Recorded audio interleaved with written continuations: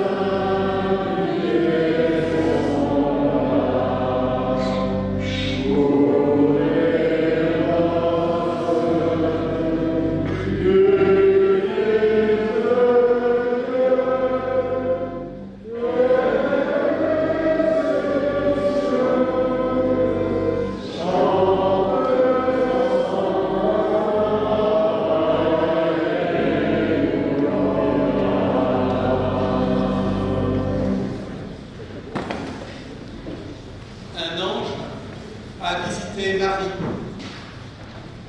Un ange a parlé à Joseph. Des anges ont réveillé les bergers. Une étoile a mis en route les savants venus d'Orient.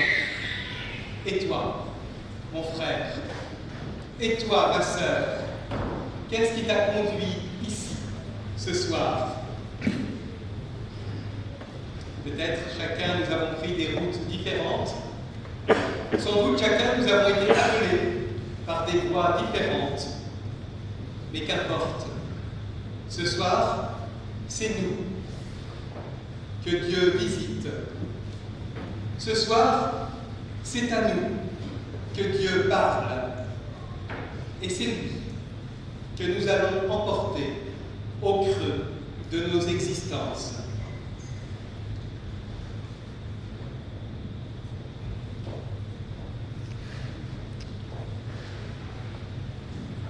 Soyez les bienvenus.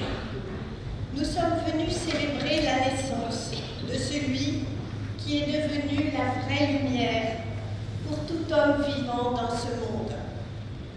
Jésus-Christ, le Fils de Dieu, le Prince de la paix, annoncé par les prophètes, vient nous révéler le visage du Père. Laissons-nous entraîner dans la joie de celles et de ceux qui, autrefois comme aujourd'hui, ont reconnu en Jésus-Christ celui qui devait venir, le Sauveur attendu. Et nous chantons le cantique 32-22 au peuple fidèle.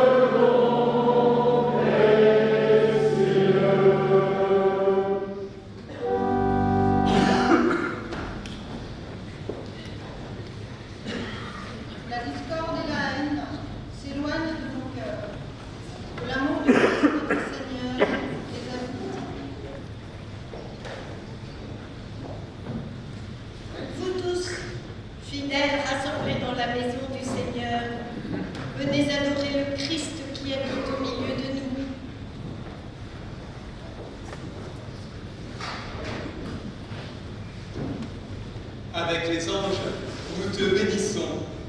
Avec tous les saints, nous te rendons gloire. Et nous chantons le 3201, les strophes 1, 2, 3 et 4. C'est la page 350. 3201, les 4 strophes, page 350.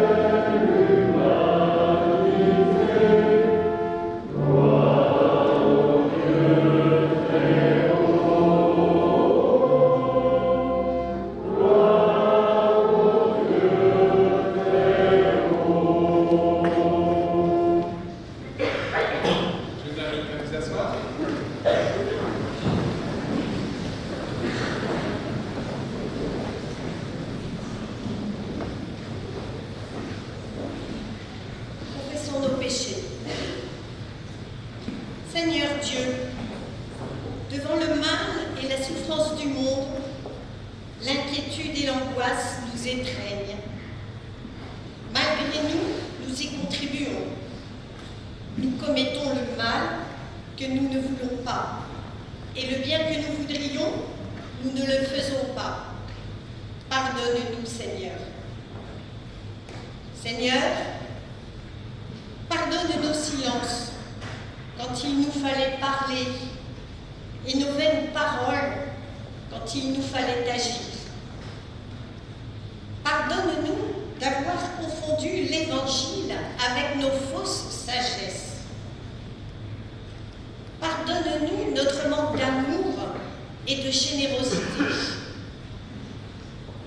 Pardonne-nous nos offenses, comme nous pardonnons aussi à ceux qui nous ont offensés. Seigneur, écoute et prends pitié.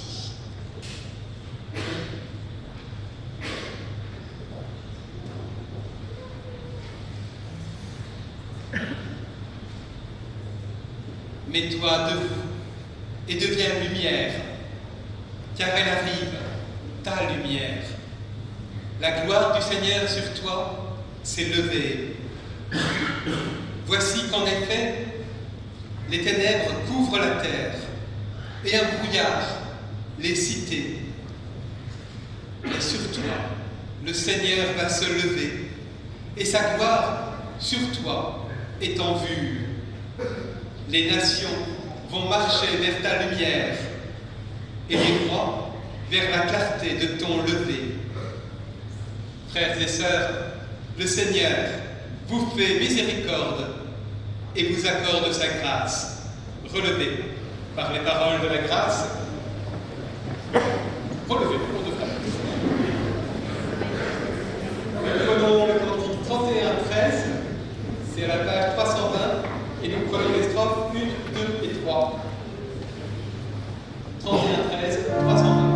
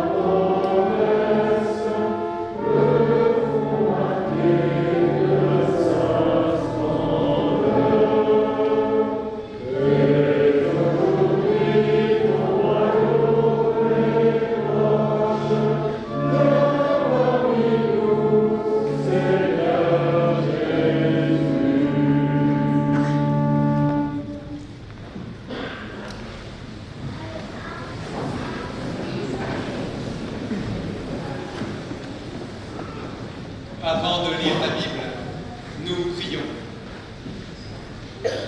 Mère, accorde-nous ton esprit, qu'il soit pour nous ce soir, qu'il soit pour nous dans nos ténèbres, un esprit de lumière, afin d'éclairer ta parole et que ta parole illumine nos cœurs et nos vies. Amen.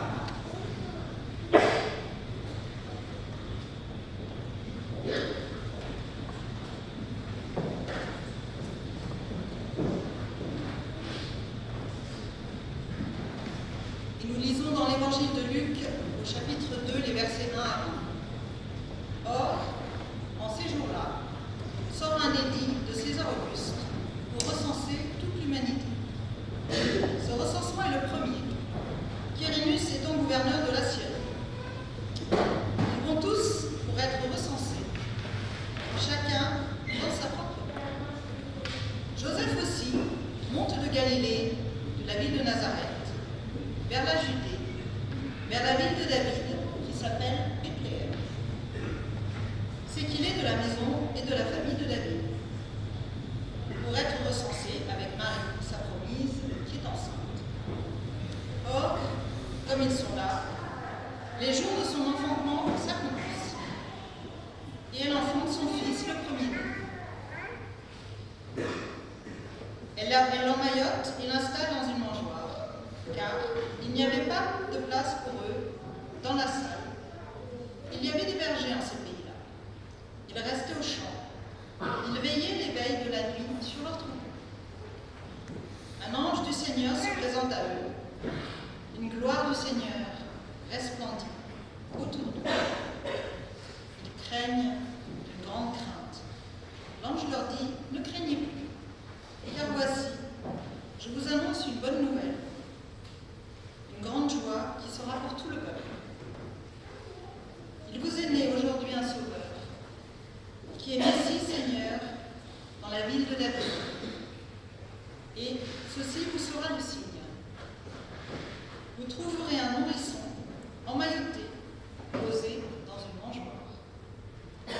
Et tout à coup, il y a avec l'ange une multitude de l'armée du ciel qui loue Dieu en disant « Gloire à Dieu dans les hauteurs et sur la terre et aux hommes ses bien-aimés. » Or, quand les anges s'en vont loin d'eux, vers le ciel, les bergers se disent l'un à l'autre. Allons donc jusqu'à Bethléem. Et voyons cette chose qui est arrivée que le Seigneur nous a fait connaître. Ils viennent, se hâtent, et trouvent Marie, et aussi Joseph, et le nourrisson, posé dans la mangeoire. En voyant, ils font connaître la chose qui leur a été dite sur ce petit enfant. Tous, en entendant, s'étonnent de ce que leur disent les bergers. Marie, elle, conserve toutes ces choses et s'en entretient dans son cœur. Les bergers s'en reviennent.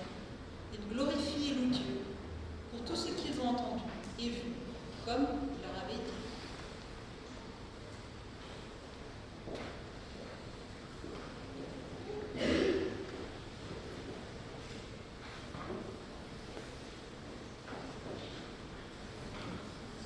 Des sapins dans les vitrines, de la neige sur les collines. Est-ce qu'il y en a à qui ça rappelle quelque chose, ces paroles-là? Oui, il y en a. Comme c'est le signal d'orage. C'est le mien. Lorsque j'étais enfant, c'est ainsi que commençait le générique des Visiteurs de Noël. Les Visiteurs de Noël, c'était l'émission enfantine qui passait pendant les vacances de Noël. Et le générique me reste toujours en tête parce que, en fait, c'est vrai que nous avons tous nos signaux de Noël. Sans doute, avez-vous décoré votre maison avec un sapin? Qui a un sapin chez lui? Ah, que ça! Des guirlandes? Peut-être une crèche? Qui a une crèche chez lui? Que les protestants se dénoncent.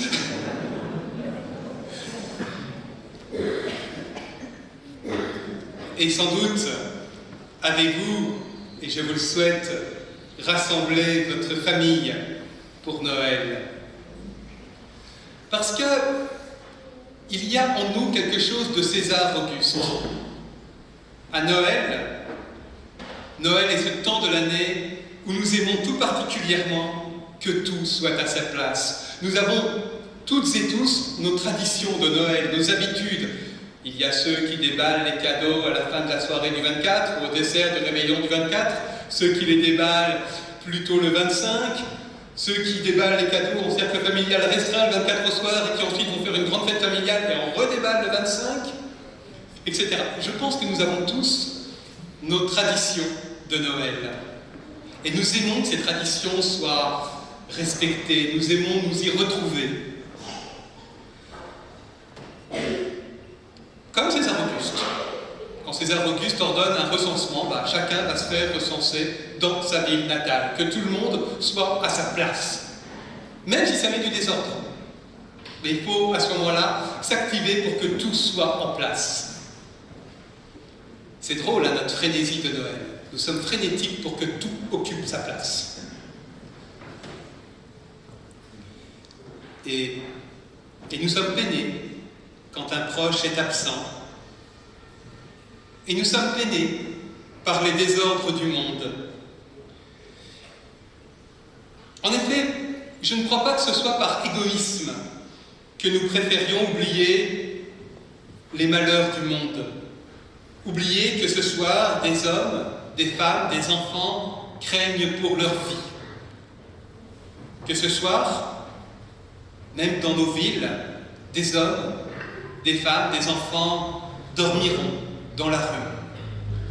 Si nous voulons oublier tout cela, ce n'est pas par égoïsme, ce n'est pas pour ne pas ternir notre fête, c'est parce que nous sentons qu'il y a là, dans ces guerres, dans cette misère, dans ces malheurs, un désordre du monde. Le monde ne devrait pas être comme ça. Quand des hommes, des femmes et des enfants souffrent, les choses ne sont pas à leur place.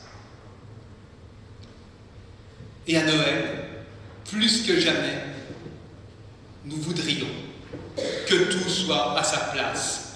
Nous voudrions pouvoir chanter « Gloire à Dieu au plus haut des cieux et sur la terre, paix aux hommes, ses bien-aimés ». Vous voyez, dans ce chant de l'armée céleste, tout est à sa place. Dieu au plus haut des cieux et sur la terre, les hommes sont en paix. Ça, c'est le chant de l'armée céleste tel que l'entendent les bergers. Il y a les bergers dans les campagnes, il y a l'armée céleste tout en haut et un ange qui fait son rôle de messager, qui vient dire quelque chose aux bergers. Tout est à sa place. Et puis, il y a une de mes plus grandes surprises bibliques. Un des textes bibliques les plus surprenants, ce récit de Noël dans l'Évangile selon Luc. Est-ce que vous visualisez bien la scène? L'armée céleste chante et les bergers la voient. Ils sont entourés par la gloire de Dieu. Un ange est là, auprès d'eux, qui leur parle. Et l'ange leur dit « Ah, vous allez avoir un signe, le signe d'une grande joie. Le signe que Dieu vient sur terre. Le signe que Dieu vient libérer son peuple. » Et ce signe, au milieu de cette gloire, avec ses anges, avec cette armée céleste, le signe, c'est un nourrisson emmailloté posé dans une mangeoire. D'un côté, la gloire de Dieu, les anges, l'armée céleste, de l'autre, un bébé posé dans une mangeoire.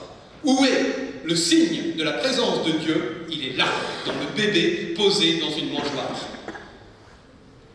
Un petit bout d'homme posé dans une mangeoire. Un petit bout d'homme là où il n'a absolument rien à faire. C'est pas là qu'on met les bébés.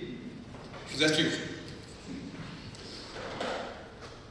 C'est la plus grande surprise des textes bibliques, à mon sens. Un ange vient dire au berger: le signe que vous allez recevoir, c'est un bébé posé dans une mangeoire. Plus rien n'est à sa place. Plus rien n'est à sa place parce que, justement, Dieu n'est plus au plus haut des cieux, parce que Dieu ne peut pas être au plus haut des cieux quand les hommes ne sont pas en paix. Dieu vient rencontrer l'humanité. Dieu vient se faire homme au plus proche des plus petits, au plus proche des plus démunis, au plus proche de ceux qui n'ont même pas un endroit où mettre leur bébé. Voilà le signe qui vous est donné d'une grande joie. Un bébé est posé dans une mangeoire. Ça aussi, un bébé posé dans une mangeoire, ça n'a rien pour susciter la joie en principe. Et voilà que tout est renversé. Et nous, quel signe attendons-nous encore? Et nous, dans notre joie de Noël, et nous, dans nos lumières, dans nos cadeaux, dans nos festins, quel signe guettons-nous? Un bébé posé dans une mangeoire.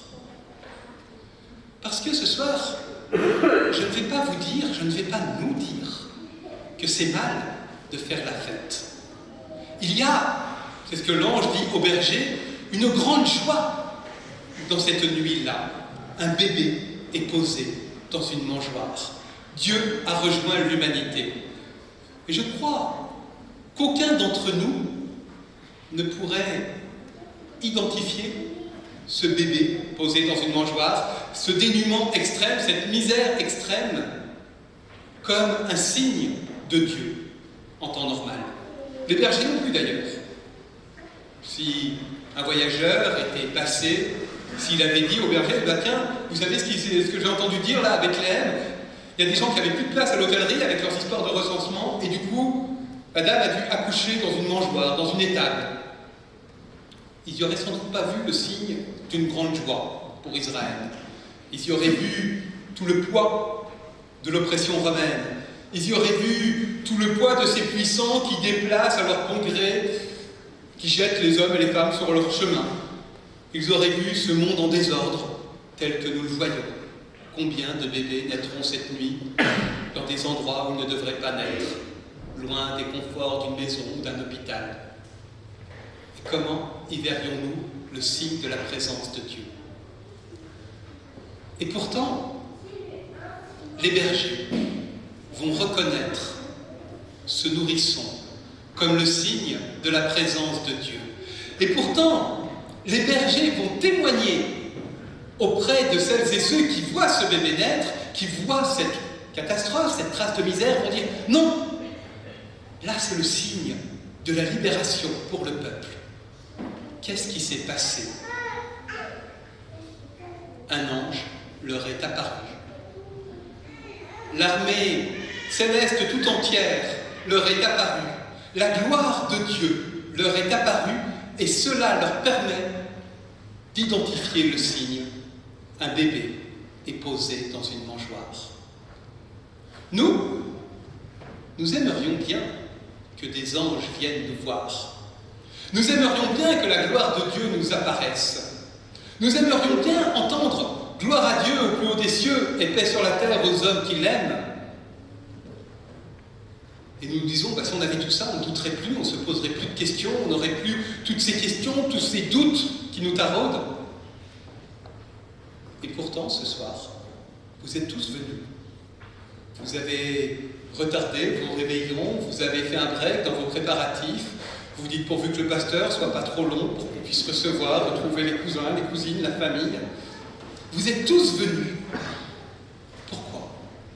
Pourquoi est-ce que dans le bébé posé dans une mangeoire, vous reconnaissez, dans un bébé posé dans une mangeoire il y a plus de 2000 ans, vous reconnaissez un signe important pour votre foi, un signe important pour toute l'humanité? Pourquoi? Posez-vous la question. Pourquoi est-ce que c'était important pour moi d'être là ce soir? Est-ce que j'ai pas mieux à inventer comme tradition de Noël? L'année prochaine, il n'y aura personne. Ou au contraire, l'année prochaine, il y aura du monde. Pourquoi? Eh bien, peut-être que vous n'avez pas besoin, nous n'avons pas besoin que la gloire de Dieu nous apparaisse, que l'armée des cieux se mette à chanter, qu'un ange nous apparaisse pour nous dire « Là se joue quelque chose d'important. Dans cette mangeoire, dans ce nourrisson, se passe quelque chose d'important.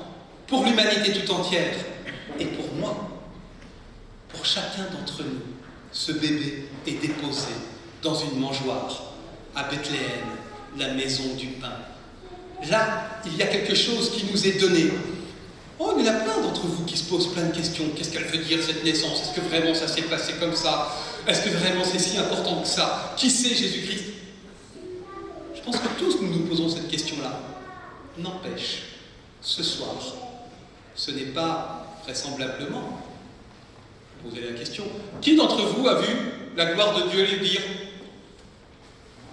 3 ruoches ce soir à 19h, une grande joie est annoncée à tout le peuple? Personne. Qui d'entre vous a vu un ange lui apparaître pour lui dire « Sois ce soir au culte » ? Personne. Qui a entendu l'armée des cieux chanter? Personne. Et vous êtes là. Quand vous vous dites « Moi, il me faudrait la gloire de Dieu, il me faudrait voir des anges, il me faudrait tout ça pour avoir la foi », mais vous êtes là. Vous êtes là, la foi, vous l'avez. Vous êtes là, et vous savez que dans cette mangeoire, dans ce bébé emmailloté, c'est joué quelque chose de capital. Oui, vous n'avez pas besoin de tout ce que les bergers ont lu. Il y a eu des témoins, vos parents, vos grands-parents, des habitudes familiales, il y a eu des rencontres, il y a eu des habitudes de Noël, et du coup, vous êtes porteur de cet héritage-là. Et du coup, vous savez que dans ce bébé emmailloté, une grande joie est promise pour tout le peuple de Dieu. Alors, ce soir, frères et sœurs, quand vous retournerez à vos réveillons, à vos familles, n'oubliez pas le signe d'une grande joie, le signe d'un ordre nouveau dans notre monde, le signe que Dieu n'est pas loin, même quand notre monde va si loin, va si mal, même quand notre monde se perd, même quand notre monde est ténèbres. Le signe de la lumière de Dieu, c'est simplement un bébé posé dans une mangeoire. C'est simplement un homme cloué sur une croix. C'est simplement un tombeau vide. C'est simplement une parole d'amour qui a débordé de Jérusalem pour se répandre sur la terre entière. Car Dieu a tant aimé le monde que pour que les hommes aient la vie, il a donné son Fils, son unique. Ce sera pour vous un signe, un bébé emmailloté a été posé dans une mangeoire. Amen.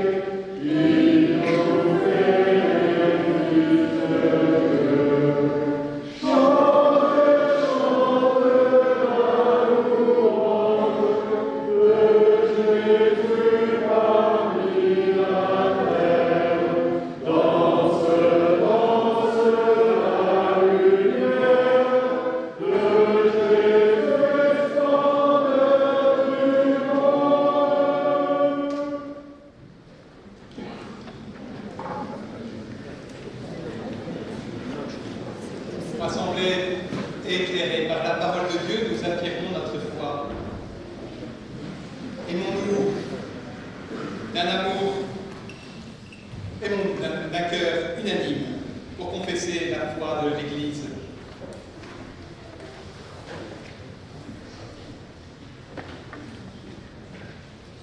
La lumière de Noël vient chasser les ténèbres de ce monde. Ne craignons pas, car Il n'est pas vrai que ce monde et ses habitants soient condamnés à mourir et à se perdre. ceci est vrai. Dieu a tant aimé le monde qu'il a donné son Fils unique, pour que tout homme qui croit en lui ne périsse pas, mais qu'il ait la vie éternelle. Il n'est pas vrai qu'il faille accepter l'inhumanité et la discrimination, la pauvreté et la faim, la destruction et la mort. Ceci est vrai. Je suis venu pour que les hommes aient la vie et qu'ils l'aient en abondance, nous dit Jésus. Il n'est pas vrai que la violence et la haine doivent avoir le dernier mot et que la guerre et la destruction doivent exister à jamais. Ceci est vrai. Un enfant nous est né, un fils nous a été donné. La souveraineté est sur ses épaules. On proclame son nom.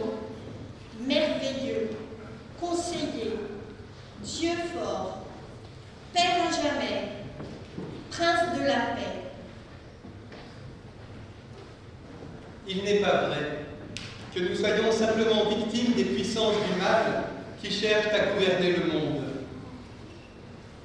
Ceci est vrai.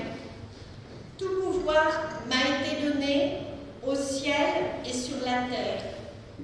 Et moi, je suis avec vous jusqu'à la fin des temps. Amen. Et nous prenons le cantique 32-16 à la page 364, les strophes 1, 2 et 3.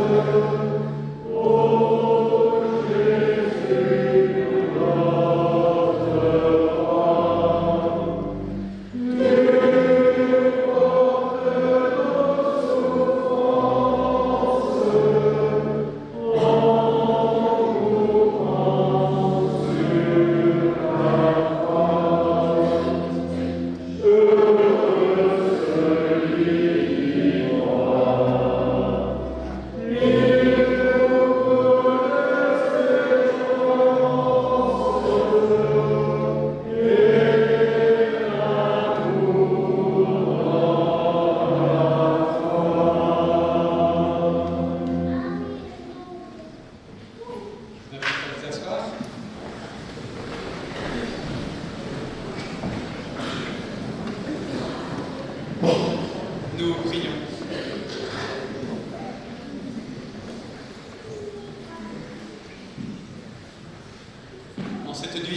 En cette nuit de Noël, Seigneur, tu nous as tout donné. Tu t'es donné toi-même. Aujourd'hui, inspire-nous à notre tour le geste du don, du partage, de l'offrande. Parce que nous sommes riches de toi, ouvre nos cœurs, éveille notre générosité. Inspire-nous le geste du partage et du don, de l'offrande, offrande de nos biens, offrande également de notre travail et de nos compétences, offrande de notre écoute, de notre présence, de notre sourire, offrande de notre prière, de notre temps. Permets qu'en donnant ainsi de nous-mêmes, nous soyons, pour nos frères et pour nos sœurs, des témoins de ton amour. Amen. Voici le temps de la collecte de nos offrandes. Notre commission d'animation financière nous signale que ça a été une année difficile pour notre Église.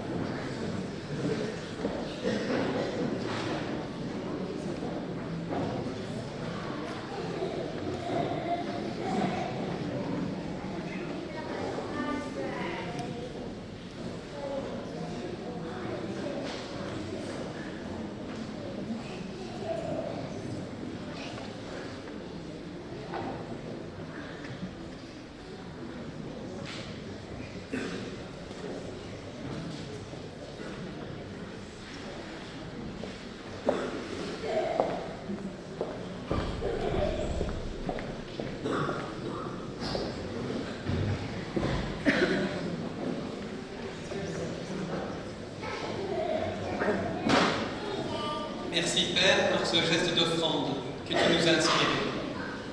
Ce geste, renouvelle-le chaque jour de notre vie, afin que toujours nous nous tournions vers celles et ceux que tu nous donnes comme sœurs et comme frères à aimer et à aider.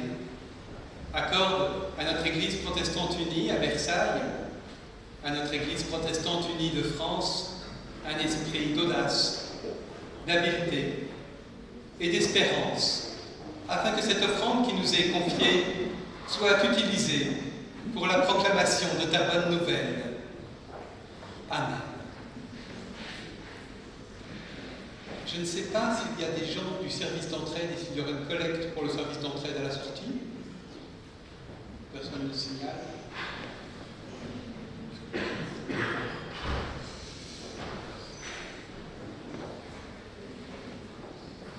Alors, quelques annonces. Tout d'abord, un très grand merci à Axel, qui a accepté de tenir l'ordre ce soir.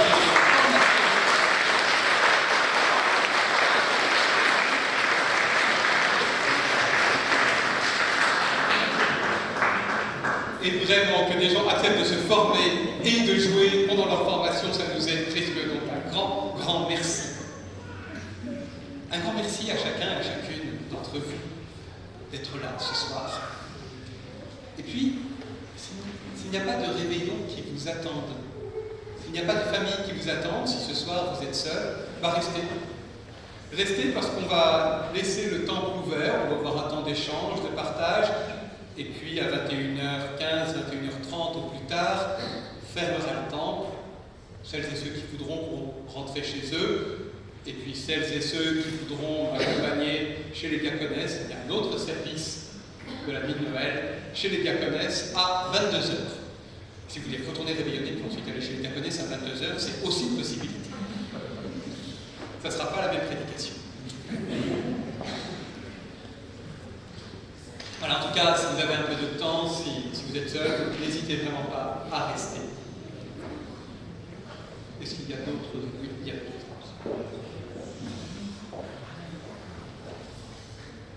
Alors déjà demain matin, il y a le culte de Noël ici au temple avec le pasteur Montani.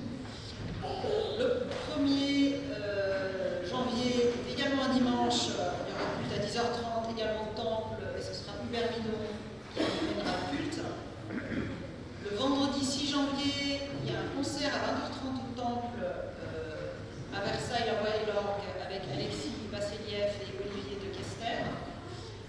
Et dernière possibilité pour vous, si vous voulez participer à la vie de l'Église et souhaitez prendre part aux décisions qui la concernent, nous vous invitons à vous inscrire comme membre de l'association cultuelle de l'Église protestante unie avant le 31 décembre. Il reste une petite semaine. Cela vous permettra de participer au vote de la prochaine Assemblée Générale qui a lieu le 26 mars. Et il y a des fiches d'inscription dans l'entrée. N'hésitez pas à nous demander si vous les trouvez. Voilà.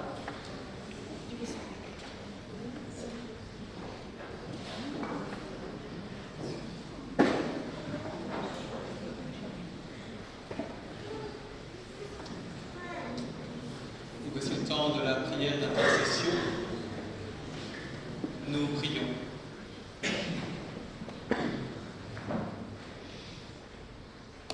Père, devant toi, nous intercédons pour toutes celles et ceux qui sont dans l'ombre du doute, la nuit du désespoir, les ténèbres de l'incompréhensible violence. Nous intercédons pour tous les hommes, toutes les femmes, qui viennent leur tendre la main dans cette obscurité. Malgré les haines et les incompréhensions. Nous te prions pour toutes celles et tous ceux qui annoncent l'évangile de Noël, la bonne nouvelle pour tous les peuples d'une lumière nouvelle.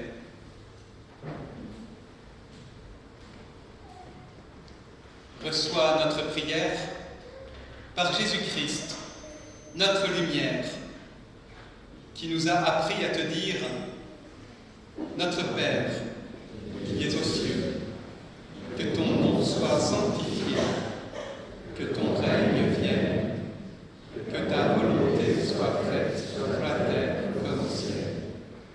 Donne-nous aujourd'hui notre pain de ce jour. Pardonne-nous nos offenses, comme nous pardonnons aussi à ceux qui nous ont offensés. Ne nous pas entrer en tentation, mais délivre-nous du mal,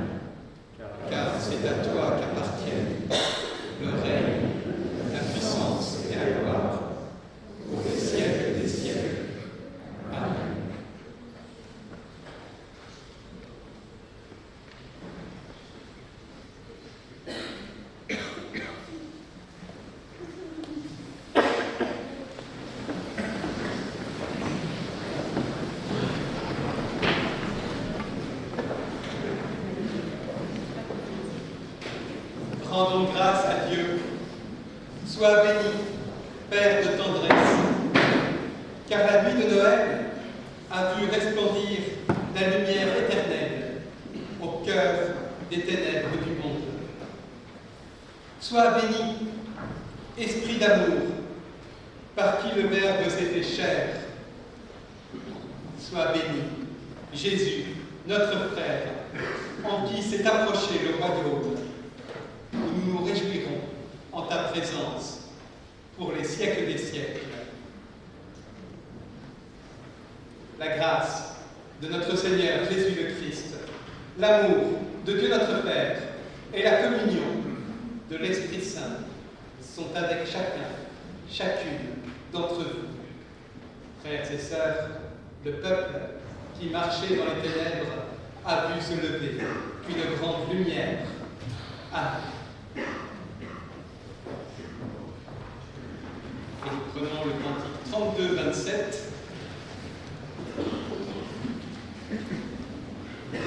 C'est la page 378, les 4 strophes.